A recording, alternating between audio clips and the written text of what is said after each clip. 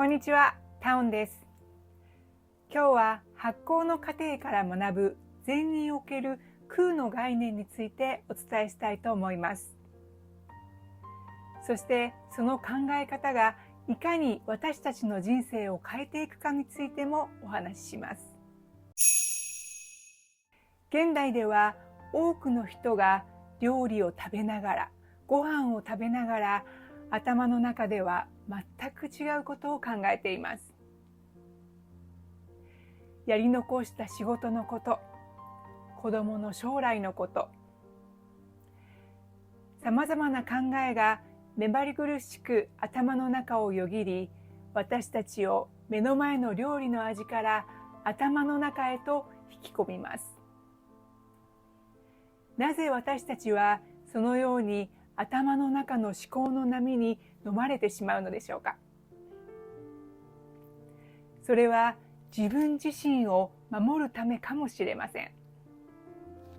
まだ来ていない未来のためにさまざまなことを備え、準備し、これまでと変わらない慣れた道の方が安全なのだと考えさせることで、自分自身を守ろうとしているのかもしれません。さまざまな思考が頭をよぎり、連想ゲームのように思考の世界に入り込んでしまうと、目の前の美味しい食事も気づいた時には食べ終わってしまっていて、味も感じずに終わってしまいます。だからこそ、この思考の波にとらわれない技術を学ぶ必要が、刺激の多い現代にこそ必要だと私は感じています。実はその思考の声はあなた自身ではありません。それは過去の経験や社会の基準が生み出した単なる頭の中の癖なのです。日本の禅はその思考を無理やり消すのではなく、別の方法で向き合うことを教えてくれます。その鍵は空という哲学にあります。空の概念はすべてのものにはそれ自体で独立し固定された実体がないということです。例えばコップは水、ガラス、空気、光、そしてコップと名付けた私たちの意識があって初めて存在します。無数の要素が一時的に結びついているのです。すべての存在は常に変化し、他のものに依存し合っている関係性であり、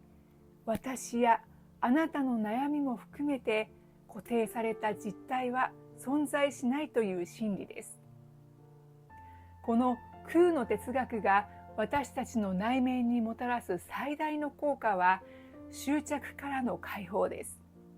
普段私たちは生活する中で過去の経験や社会の基準が作り出した思考のノイズに気づかず、それが私自身だと認識して悩んだり苦しんだりしています。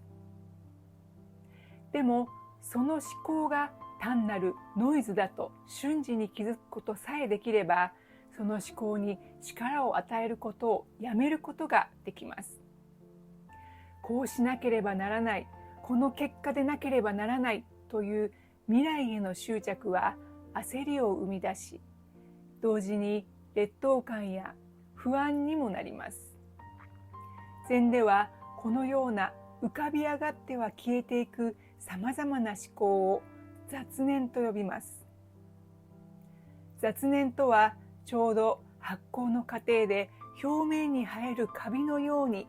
生きてきた中でいつの間にか心に生えてしまった余分なカビとも言えます。職人は発酵食品を作るとき、カビを見ても怖がりません。どのカビが必要でどのカビが不要かを冷静に観察し見分けます。そして不要なものは丁寧に取り除きます。それと同じように、あなたの心に浮かぶ余計な考えも未来の不安も過去の後悔も雑念なのです。ではどうやったら思考の波にとらわれないのか。それは心の中についたカビを丁寧に観察することです。それが禅における瞑想です。瞑想中に湧き上がる雑念や感情を追いかけたり手放そうと戦ったりせず、ただありのままに観察するのは雑念に実体がない空であることを知るためです。発酵食品を作る過程で発生するカビは物理的に取り除くことがありますが、心の中のカビはそもそも実体がないので、気づいて観察することで自然と手放していけます。流れていく水のように思考を観察することで、あなたの中の何かが変化していきます。思考を敵だと思って戦う必要はありません。ただ、それが聞こえていることにまずは気づき、客観的に観察することが大切なのです。浮かんできた余分な思考に気づいたとき、その内容を決して追求してはいけません。状況を分析したり、理由を見つけようとすればするほど、思考の波は力を経て大きく膨れ上がっていきます。感情も変わります。固定された間違いというものは存在しません。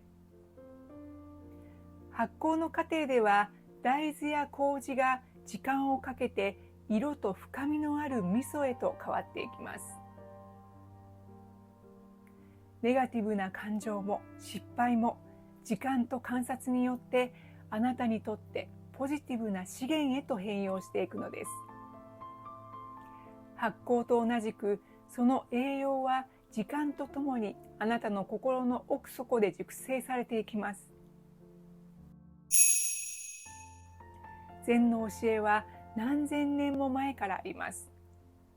それは決して古い考えではなく、むしろ現代を生きる私たちこそが必要とする心の技術です。